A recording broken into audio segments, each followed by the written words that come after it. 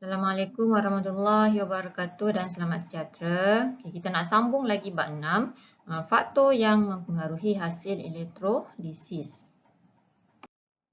Okay, ada 3 faktor yang mempengaruhi hasil elektrolisis.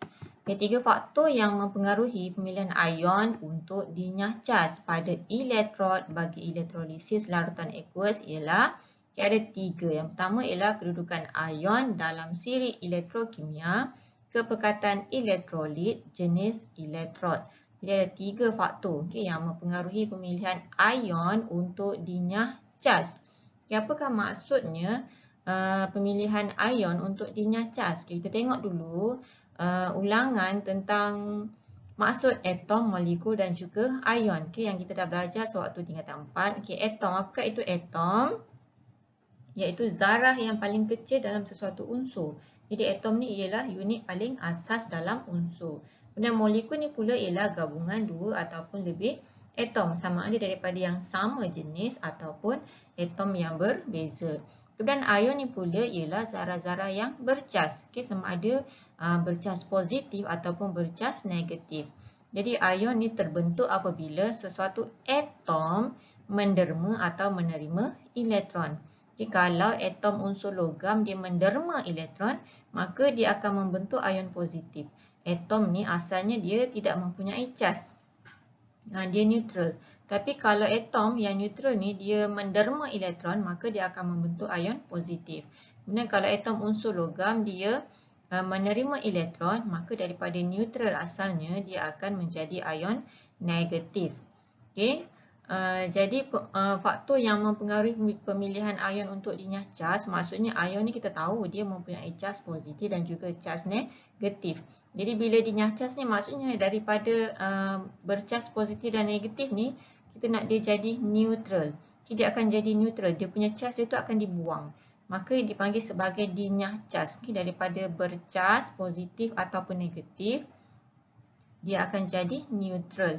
Info science, apabila ion positif dinyahcas, apabila ion positif ni dia punya cas dia dibuang, jadi ion ni akan menerima elektron. Jadi macam mana ion positif ni dia akan jadi neutral apabila ion ni dia menerima elektron. Jadi bila dia menerima elektron, maka ion tadi tu dia akan menjadi neutral dan membentuk atom.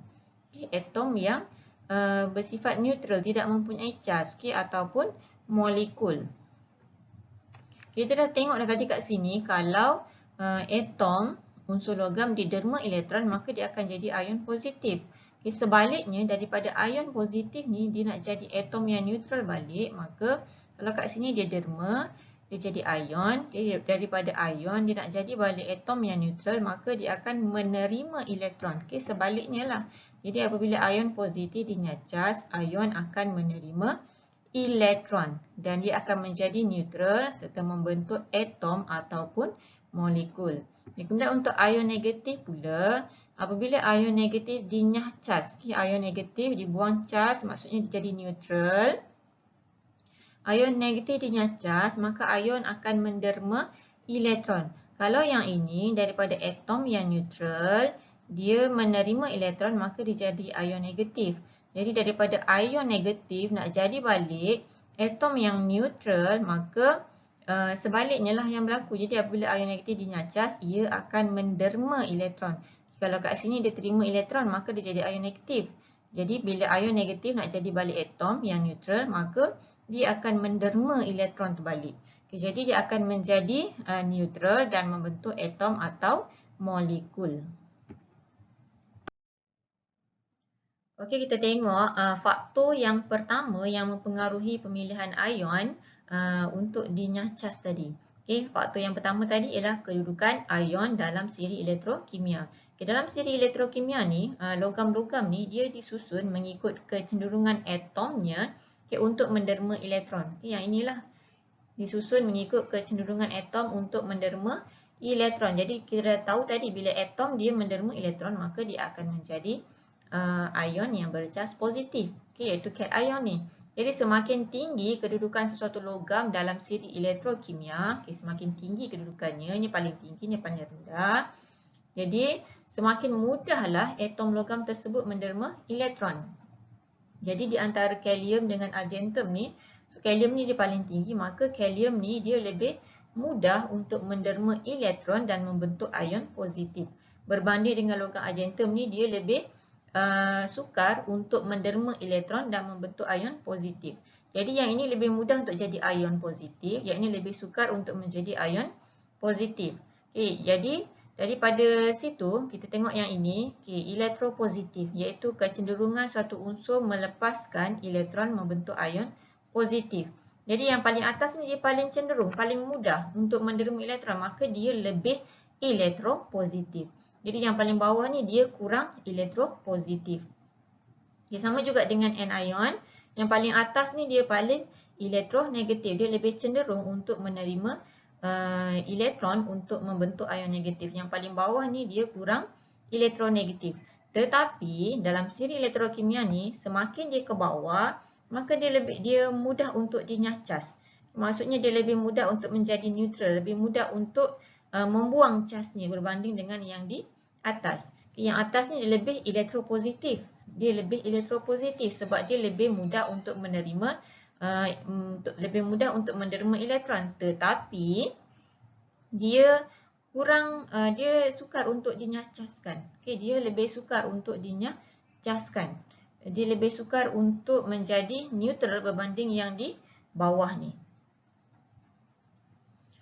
Okay, kemudian cara nak hafal susunan ion dalam siri elektrokimia ni, so boleh guna yang inilah formula mnemonik. Okay, kalau nak kahwin mesti ada zakat fitrah supaya perkahwinan hang kekal abadi. Kalau nak kahwin mesti ada zakat fitrah supaya perkahwinan hang kekal abadi. Okay, kalium, natrium, kalsium, magnesium, aluminium, zinc, ferrum, sternum, plumbum, hidrogen, cuprum dan argentum. Okay, untuk anion, so kalau nak guna yang ni pun boleh, nak buat yang lain pun boleh. Okay, Farah suruh Nita keluar, bawa Ida hospital. Okay, Farah suruh Nita keluar, bawa Ida hospital. Itu salah satu cara lah untuk kita ingat kedudukan ion dalam siri elektrokimia.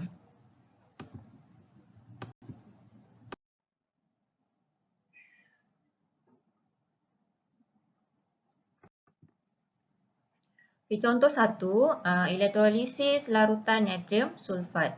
Ini ialah sel elektrolitik. Nah, kita dah belajar sebelum ni, sel elektrolitik ini terdiri daripada anode, iaitu elektrod yang bersambung dengan terminal positif bateri. Kemudian kathod, iaitu elektrod yang bersambung dengan terminal negatif bateri.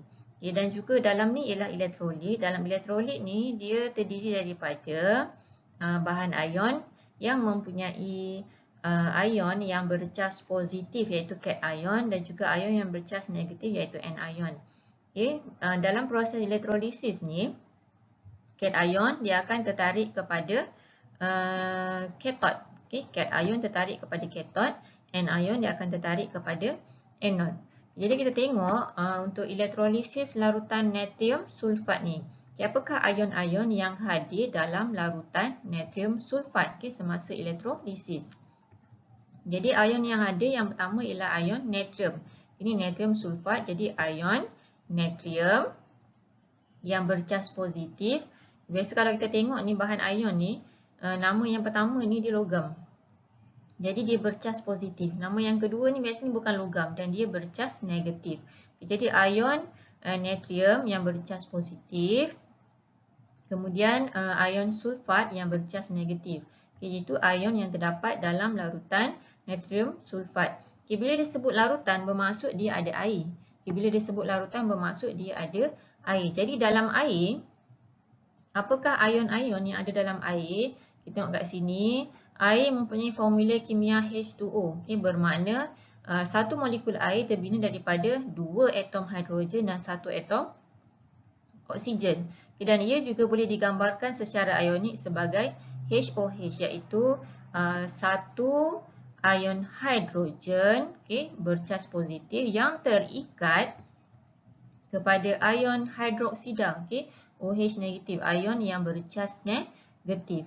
Jadi dalam larutan natrium sulfat ni sebab ada air, maka selain daripada dia ada ion natrium, ion sulfat, dia juga ada ion hidrogen dan juga ion hidroksida. Okey, ada ion hidrogen dan juga ion hidroksida. Jadi dalam larutan ini ada 4 ion yang hadir, iaitu ion natrium, ion sulfat, ion hidrogen dan juga ion hidroksida. Okey, kita tahu dah belajar dah katod ni ialah elektrod negatif. Jadi kalau dia elektrod negatif, maka dia akan menarik ion-ion yang positif, iaitu cation. Jadi apakah ion-ion yang positif? Iaitu ion natrium dan juga ion hidrogen. Okey. Jadi katod ni dia akan menarik dua ion yang positif ni lah, cation ni. Jadi kemudian ion manakah yang akan dipilih untuk dinyacas? Ion hidrogen dipilih untuk dinyacas. Okay, sebab apa? Kerana ion hidrogen kurang elektropositif berbanding dengan ion natrium. Jadi yang tertarik dekat katod ni tadi, ion positif tadi ada dua, iaitu ion natrium dan juga hidrogen. Tapi yang manakah yang akan dipilih untuk dinyacas? Okay? Jadi yang mana paling mudah untuk dinyacas? Yang mana paling mudah untuk dibuang casnya?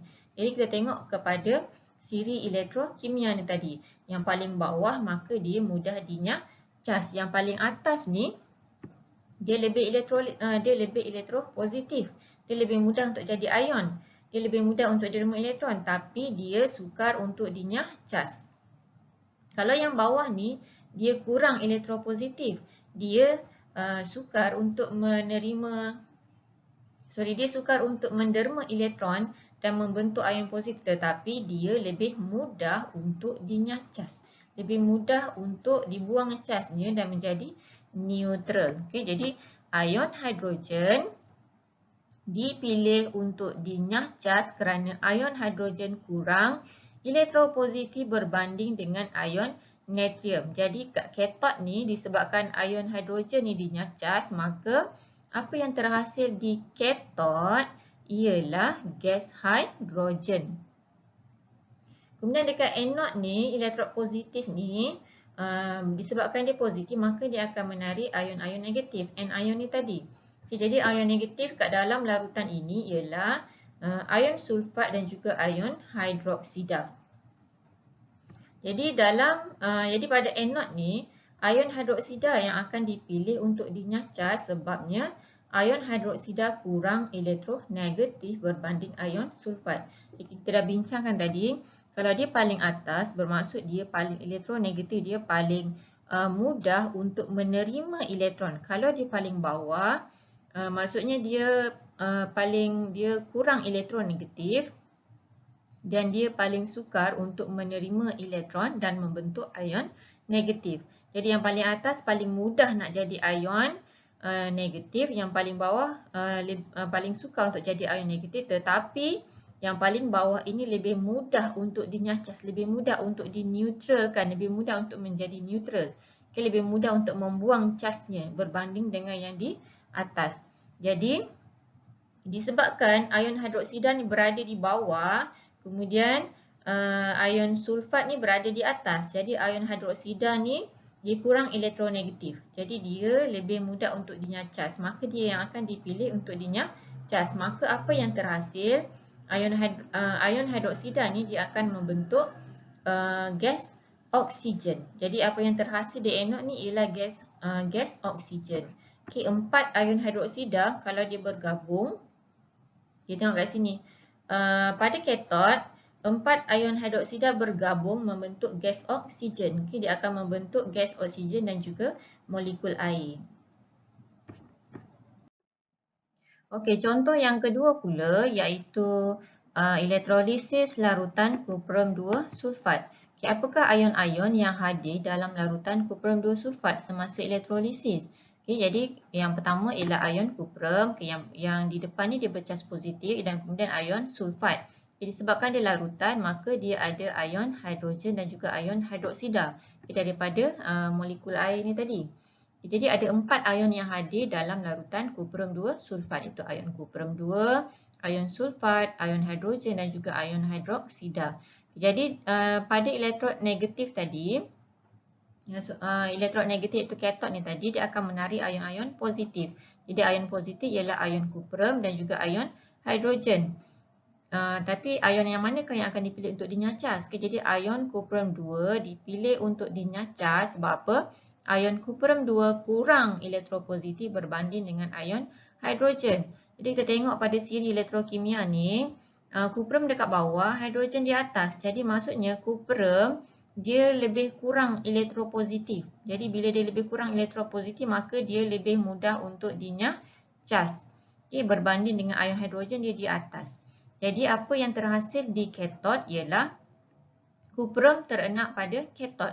Okay, tadi dekat sini ion-ion kuprum di dalam bentuk larutan. Jadi bila dia dah dinyacas, dia dah jadi neutral, dia berubah daripada larutan tadi, dia berubah menjadi pepejal, dia berubah menjadi atom yang neutral. Okay, jadi kuprum terenak pada katod. Jadi atom-atom kuprum ni tadi dia akan terenak, dia akan termendak pada katod ni tadi.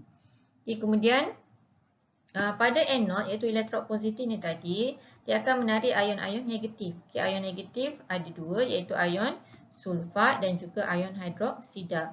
Jadi kita tengok pada siri elektrokimia ni, yang mana di atas, yang mana di bawah. Okay, ion sulfat di atas, ion hidroksida di bawah. Jadi yang paling bawah ni paling mudah untuk dinyacaskan. Jadi ion hidroksida dipilih untuk dinyacas kerana ion hidroksida kurang elektronegatif berbanding dengan ion sulfat. Jadi apa yang terhasil disebabkan ion hidroksida ini yang dinyacas, maka dia akan membentuk gas oksigen.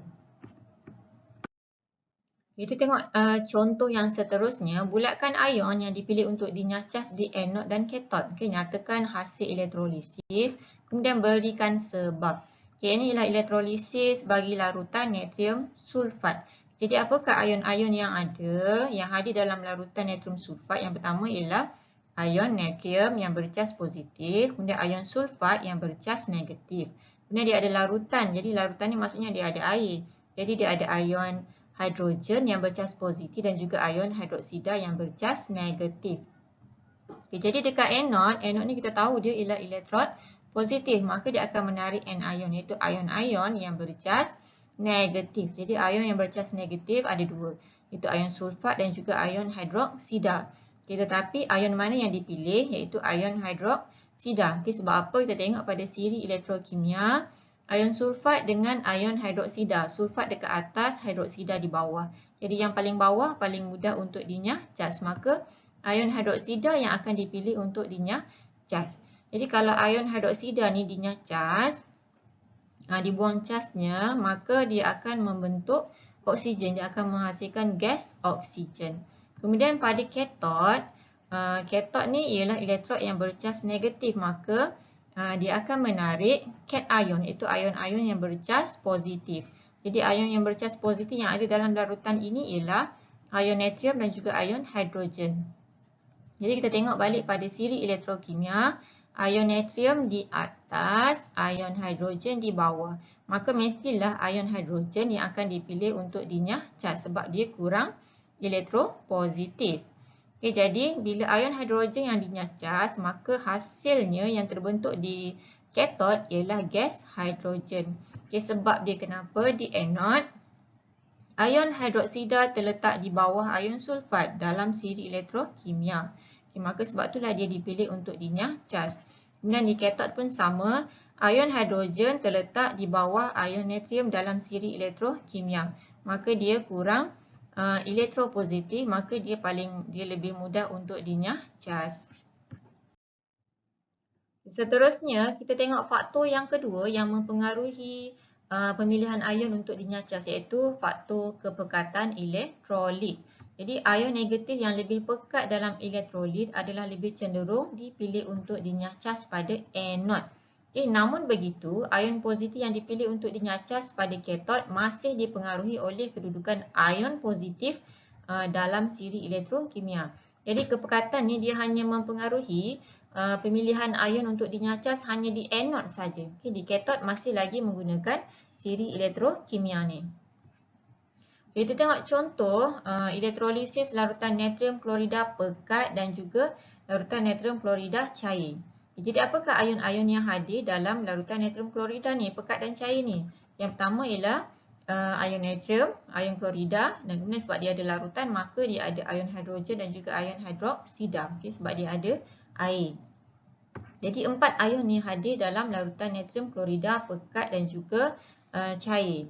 Jadi di katod iaitu elektrod negatif ni kita dah tahu yang dia akan menarik ion-ion positif. Jadi ion positif ialah ion natrium dan juga hidrogen. Okay, dan katod dia tidak dipengaruhi oleh kepekatan elektrolit. Dia masih lagi menggunakan siri elektrokimia. Jadi kita tengok kat sini natrium di atas, hidrogen di bawah. Jadi mestilah hidrogen yang dipilih untuk dinyacaskan. Jadi ion hidrogen dipilih untuk dinyacas kerana ion hidrogen kurang elektropositif berbanding dengan ion natrium. Jadi disebabkan ion hidrogen dinyacas maka apa yang terhasil di katod ialah gas hidrogen terhasil. Kemudian di anod pula, okay, di anod ni kita tahu dia akan dipengaruhi oleh kepekatan elektrolit ni. Okay, di anod, di katod ni tidak, tapi di anod ni dia dipengaruhi oleh kepekatan elektrolit.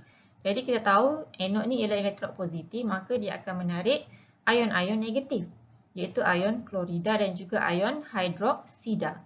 Okay, jadi ion negatif yang dinyacas pada anod dipengaruhi oleh kepekatan ion dalam elektrolit seperti berikut. Okay, kita tengok pada muka surat yang seterusnya.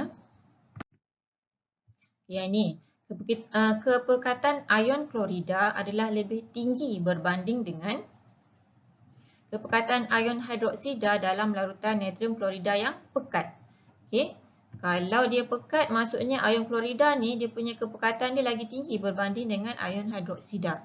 Okay, maka ion klorida lah yang akan dipilih untuk dinyacas. Okay, walaupun kita tengok dalam siri elektrokimia ni, ion klorida berada di atas dan ion hidroksida berada di bawah. Okay, sepatutnya ion hidroksida ni mudah untuk dinyacas, tapi disebabkan ion klorida ni dia lebih pekat daripada ion hidroksida, maka ion klorida ini akan dipilih untuk dinyacaskan. Okay, jadi ion klorida akan dipilih untuk dinyacas walaupun kedudukan ion klorida adalah lebih tinggi daripada ion hidroksida dalam siri elektrokimia. Jadi disebabkan ion klorida dinyacaskan, maka dia akan menghasilkan gas klorin. Jadi gas klorin terhasil pada anod. Kemudian kalau kepekatan ion klorida ni dia lebih rendah berbanding dengan ion hidroksida, jadi maksudnya dia dalam larutan natrium klorida cair lah. Jadi bila larutan natrium klorida cair, ion klorida kurang pekat berbanding dengan ion hidroksida, maka ion hidroksida lah yang akan dipilih untuk dinyacas. Okay, sebabnya ion hidroksida ni dia kurang elektronegatif berbanding dengan ion klorida.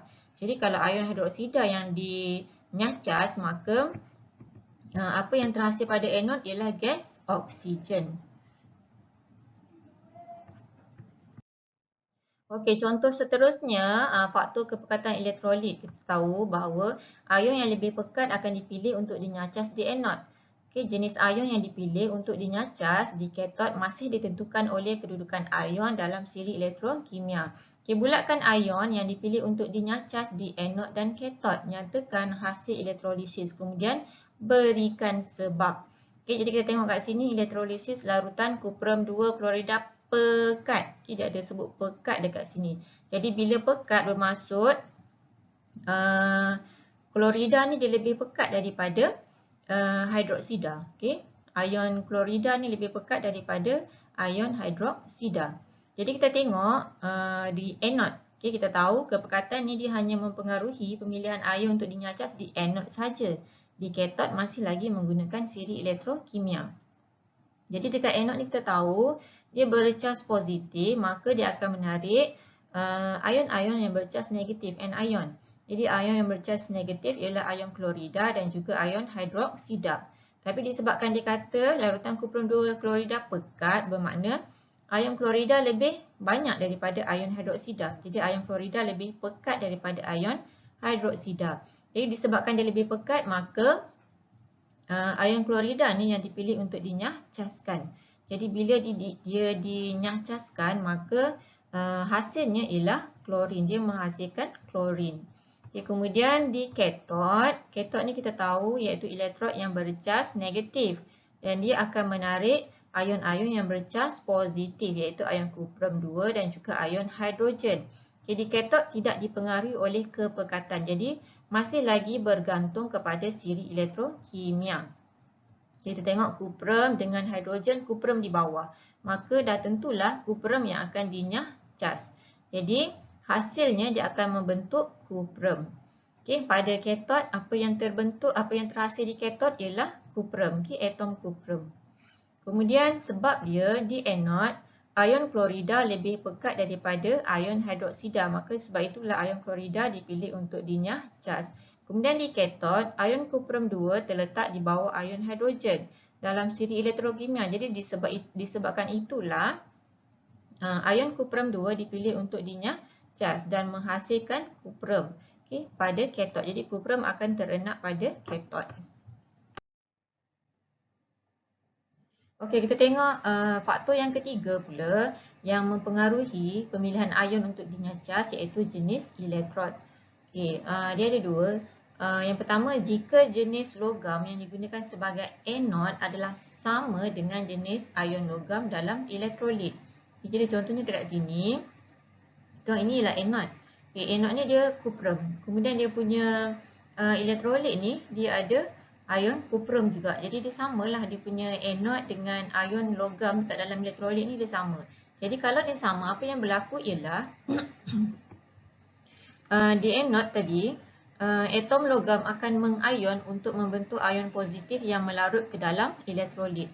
Kalau kita belajar sebelum ni, apa yang berlaku di anod ialah dia akan menarik ion-ion negatif iaitu anion. Tapi sekiranya anod ni logam dia sama dengan ion logam dalam elektrolit, dia tidak akan menarik, dia tidak akan menyahcas ion-ion negatif. Tapi apa yang berlaku ialah dia akan mengion. Logam ini sendiri yang akan mengion, dia akan membentuk ion positif. So daripada atom, dia akan menjadi ion positif yang akhirnya dia akan melarut ke dalam elektrolit ni. Okay?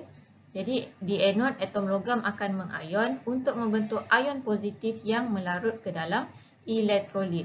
Jadi di katod masih samalah menggunakan siri elektrokimia. Jadi kita tengok di katod, pada siri elektrokimia ni, okay, ada ion kuprum dan juga ion hidrogen. Okay? Ion kuprum dan juga ion hidrogen yang bercas positif. Jadi kita kena tengok dekat sini lah. So mana yang di bawah, maka dia lah yang akan dinyahcaskan. Jadi di katod, kuprum akan dinyahcaskan. Jadi yang berubah hanya di anod sahaja. Okay? Kemudian di katod, ion logam tersebut akan dinyahcas dan membentuk atom logam yang terenak pada katod. Okay, kemudian kepekatan ion logam dalam elektrolit dia tidak berubah. Okay, kerana kadar atom logam mengion untuk membentuk ion logam di anod adalah sama dengan kadar ion logam dinyahcas untuk membentuk atom logam lalu terenak pada katod. Okay, maksudnya walaupun atom logam pada anod ni dia akan mengion, maksudnya dia akan berkuranglah dia punya gisim dia ni. Sebabnya atom-atom dalam logam di anod ni dia akan bertukar menjadi ion dan dia akan larut dekat dalam ni. Walaupun dia akan larut, dia akan bertukar menjadi ion dan larut dalam ni, tapi kepekatan dia tetap sama. Okay, sebabnya ion-ion yang asalnya ada dalam ni dia akan dinyahcaskan di katod ni. Jadi maksudnya ion kuprum akan dinyahcaskan dan ditukarkan menjadi atom dan terenak pada katod sini. Dan dia punya kadar dia tu, kadar atom logam tu menjadi ion logam di anod dia sama dengan kadar ion logam dinyahcaskan. Jadi banyak mana dia dinyahcaskan sama juga dengan banyak mana dia menjadi ion. Kemudian yang kedua, jika jenis bahan yang digunakan sebagai anod tidak sama dengan jenis ion logam dalam elektrolit, maka atom di anod tidak akan melarut ke dalam elektrolit. So macam ni, kalau yang ini dia tak sama elektrod karbon, kemudian dia punya elektrolit dia ada atom kuprum. Jadi dia punya elektrod ni di anod ni dia tak sama dengan ion dalam elektrolit. Maka dia samalah menggunakan siri elektrokimia. Okey, ini contoh elektrolisis larutan argentum nitrat dengan menggunakan elektrod argentum. Jadi sama dia punya anod dia ni logam argentum, dia punya ion dekat dalam ni pun, dalam elektrolit ni pun argentum juga. Okay, jadi ion-ion yang ada dalam argentum nitrat ni ialah ion argentum, ion nitrat, ion hidrogen dan ion hidroksida. Okay, macam yang kita dah bincang tadi. Jadi apa yang berlaku di katot, dia sama, kat katot dia tak berubah. Okay, jadi dekat katot ni elektrod negatif, dia masih menarik ion-ion positif, iaitu ion argentum dan juga ion hidrogen. Jadi yang mana dipilih ni, dia bergantung kepada siri elektrokimia. Jadi ion argentum ni dekat bawah, maka ion argentum ni lah yang akan dinyacaskan. Okay, sebabnya dia kurang elektropositif. Jadi apa yang berlaku di katot ialah argentum terenak pada katot. So dekat katot ni akan adalah atom-atom argentum yang terenak dekat sini. Logam argentum terenak di katot ni. Kemudian di anode, dekat anode ni akan berlaku perubahan di mana sepatutnya kalau sebelum ni kita belajar di anode dia akan menarik ion-ion yang negatif, anion. Okay. Tetapi bila dia punya anode ni, dia punya logam dia sama dengan ion logam dalam elektrolit, maka dia tak akan menarik ion-ion yang negatif tu. Maka apa yang berlaku ialah ion argentum di anode dia akan mengion. Okay, maksudnya yang ini dia atom argentum, dia yang akan mengion. So dia akan berubah daripada atom, dia akan berubah menjadi ion yang bercas positif. Kemudian dia akan larut dekat dalam sini. Jadi makin lama elektron argentum ni makin nipis lah. Sebab apa? Sebab dia punya atom-atom dia dah berubah menjadi ion. Okay, dia dah menderma elektron dan dia berubah menjadi ion dan dia larut dekat dalam ni. Jadi yang ini semakin lama semakin berkurang saiz dia. Kemudian dia punya dekat ion-ion argentum dekat dalam ni, dia akan dinyacaskan di katot. Jadi dekat katot ni akan terenak logam-logam argentum. Okey, kemudian kita tengok balik di anode, membentuk ion argentum apabila atom argentum di anode mengion. Jadi ion nitrat dan ion hidroksida tidak akan dinyacaskan. Okey. Kemudian elektrod argentum melarut ke dalam elektrolit. Jadi dia punya kepekatan dia tidak berubah. Okey, kepekatan dalam elektrolit ni tidak berubah sebab apa? Jumlah dia mengion sama dengan jumlah dia dinyacaskan. Okey, jumlah daripada atom jadi ion di anode ni sama dengan jumlah ion yang dalam elektrolit ni berubah menjadi atom dan terenak. Okey, maksudnya dia melekatlah dekat sini, dekat katot ni. So dia punya kadar berubah dia tu sama. Daripada atom jadi ion ni, jumlah dia sama dengan ion jadi atom di katot ni. Jadi kepekatan dia tidak berubah. Okay, kalau contoh yang seterusnya, kalau dia menggunakan elektrod yang tak sama dengan elektrolit, maka sama jugalah cara untuk kita tengok yang mana dinyacaskan menggunakan siri elektrokimia. Cuma dekat sini apa yang berlaku ialah kepekatan ion argentum dalam elektrolit ni dia akan berkurang. Okay, dalam ni ada ion argentum dan dia akan berkurang. Sebab apa? Sebab dia akan dinyacaskan di katot. Tetapi dekat anode ni tak ada ion argentum yang boleh gantikan ion yang telah dinyacaskan tadi. Jadi maksudnya ion argentum dekat dalam ni dia akan berkurang. Dia berbeza dengan yang tadi sebab kalau yang tadi dekat anode ni argentum daripada atom dia akan berubah menjadi ion. Kemudian dekat dalam ni ion dia akan berubah menjadi atom dan terenap di sini di katot ni tadi. Okey, contoh dalam buku SPS. Okey, yang ini menggunakan elektrod kuprum. Di anode-nya ada logam kuprum. Kemudian dalam dia punya elektrolit ni pun ada ion logam kuprum juga. Jadi bila dia sama, apa yang berlaku ialah di anode elektrod kuprum terlarut atau menipis pematian dia. Jadi elektrod ni di anode ni dia akan melarut atau menipis. Sebab apa dia akan menipis? Sebab atom kuprum ni dia berubah menjadi ion. Jadi makin lama dia akan makin berkurang. Jadi apa yang terhasil ialah ion kuprum 2 terhasil.